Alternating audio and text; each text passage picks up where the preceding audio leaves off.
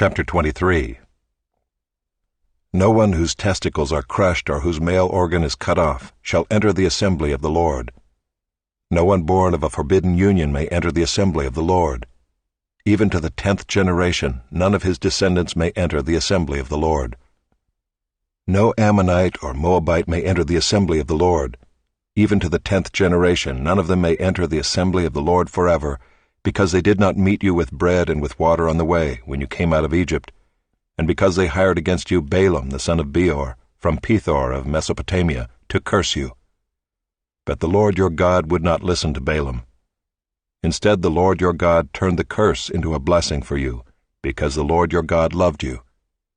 You shall not seek their peace or their prosperity all your days forever. You shall not abhor an Edomite, for he is your brother. You shall not abhor an Egyptian, because you were a sojourner in his land.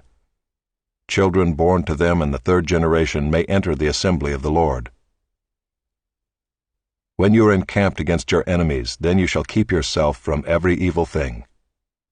If any man among you becomes unclean because of a nocturnal emission, then he shall go outside the camp. He shall not come inside the camp, but when evening comes he shall bathe himself in water, and as the sun sets he may come inside the camp. You shall have a place outside the camp, and you shall go out to it. And you shall have a trowel with your tools, and when you sit down outside, you shall dig a hole with it, and turn back and cover up your excrement.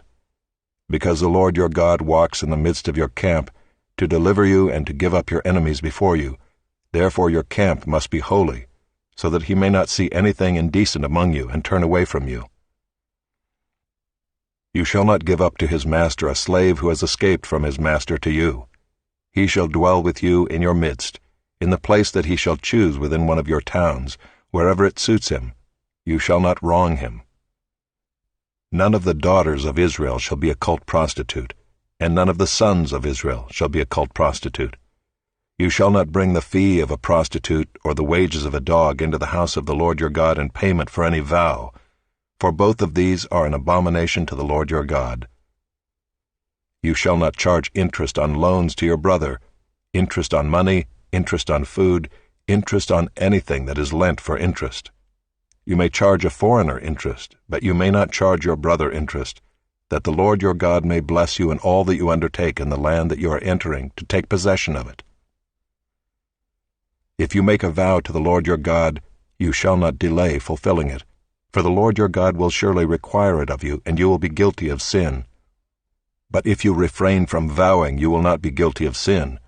You shall be careful to do what has passed your lips, for you have voluntarily vowed to the Lord your God what you have promised with your mouth. If you go into your neighbor's vineyard, you may eat your fill of grapes, as many as you wish, but you shall not put any in your bag. If you go into your neighbor's standing grain, you may pluck the ears with your hand, but you shall not put a sickle to your neighbor's standing grain. Chapter 24. When a man takes a wife and marries her, if then she finds no favor in his eyes because he has found some indecency in her, and he writes her a certificate of divorce, and puts it in her hand and sends her out of his house, and she departs out of his house, and if she goes and becomes another man's wife, and the latter man hates her and writes her a certificate of divorce, and puts it in her hand and sends her out of his house, or if the latter man dies, who took her to be his wife, then her former husband, who sent her away, may not take her again to be his wife after she has been defiled, for that is an abomination before the Lord. And you shall not bring sin upon the land that the Lord your God is giving you for an inheritance. When a man is newly married, he shall not go out with the army or be liable for any other public duty. He shall be free at home 1 year to be happy with his wife whom he has taken. No one shall take a mill or an upper millstone in pledge, for that would be taking a life in pledge. If a man is found stealing one of his brothers of the people of Israel, and if he treats him as a slave or sells him, then that thief shall die. So you shall purge the evil from your midst. Take care in a case of leprous disease to be very careful to do according to all that the Levitical priests shall direct you. As I commanded them, so you shall be careful to do. Remember what the Lord your God did to Miriam on the way as you came out of Egypt. When you make your neighbor a loan of any sort, you shall not go into his house to collect his pledge. You shall stand outside, and the man to whom you make the loan shall bring the pledge out to you. And if he is a poor man, you shall not sleep in his pledge. You shall restore to him the pledge as the sun sets, that he may sleep in his cloak and bless you. And it shall be righteousness for you before the Lord your God. You shall not oppress a hired worker who is poor and needy, whether he is one of your brothers or one of the sojourners who are in your land within your towns. You shall give him his wages on the same day, before the sun sets, for he is poor and counts on it, lest he cry against you to the Lord and you be guilty of sin. Fathers shall not be put to death because of their children, nor shall children be put to death because of their fathers. Each one shall be put to death for his own sin. You shall not pervert the justice due to the sojourner or to the fatherless, or take a widow's garment in pledge. But you shall remember that you were a slave in Egypt, and the Lord your God redeemed you from there. Therefore I command you to do this. When you reap your harvest in your field, and forget a sheaf in the field, you shall not go back to get it. It shall be for the sojourner, the fatherless, and the widow, that the Lord your God may bless you in all the work of your hands. When you beat your olive trees, you shall not go over them again. It shall be for the sojourner, the fatherless, and the widow. When you gather the grapes of your vineyard, you shall not strip it afterward. It shall be for the sojourner, the fatherless, and the widow. You shall remember that you were a slave in the land of Egypt. Therefore I command you to do this. Chapter 25. If there is a dispute between men, and they come into court, and the judges decide between them, acquitting the innocent and condemning the guilty, then if the guilty man deserves to be beaten, the judge shall cause him to lie down and be beaten in his presence with a number of stripes in proportion to his offense. 40 stripes may be given him, but not more, lest if one should go on to beat him with more stripes than these, your brother be degraded in your sight. You shall not muzzle an ox when it is treading out the grain. If brothers dwell together, and one of them dies and has no son, the wife of the dead man shall not be married outside the family to a stranger.